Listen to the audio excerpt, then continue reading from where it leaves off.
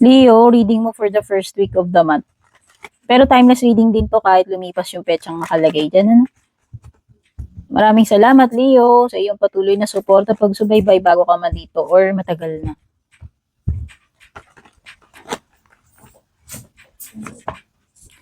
May Taurus, Virgo, Capricorn na energies. Pwede rin namang may Gemini, Libra, Aqua. Yes. Taurus, Virgo, Capricorn, Gemini, Libra, Aqua. Air at saka Earth yung mga nandito. Wow.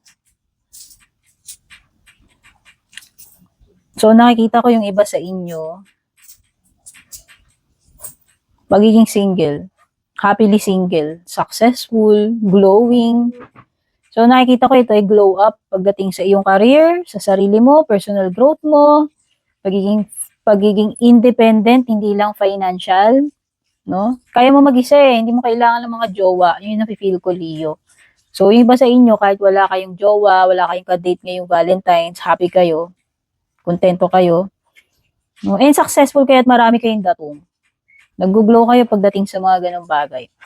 Ngayon, when it comes to money, Leo, something specific na related sa pera na hinihintay mo, it could be na merong delay. Or it could be na merong bad news. Bad news at work or bad news pagdating dun sa something about dun sa pera or dun sa negosyo or dun sa transaction na yun, ano man yun. Merong something dito na parang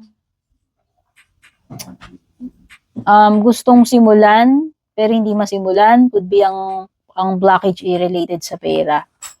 So, it could be na may mga delays, ganyan. In terms of business, career, pera. Sa love life mo, Leo,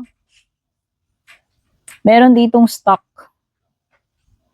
Pwedeng ikaw o siya, hindi pa naka-move on, pero pwede rin namang ito ay indication ng hindi alam kung ano yung, hindi alam kung sino pipiliin. Baka kasi may options ka.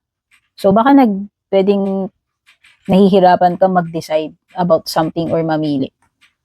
Pero nakikita ko rito may pagka-cut off eh.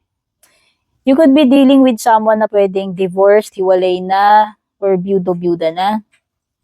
Someone who's very wise, particular babae. No? Particular babae. Pero pwede rin hindi siya babae. Matalino siya, wise, matapang.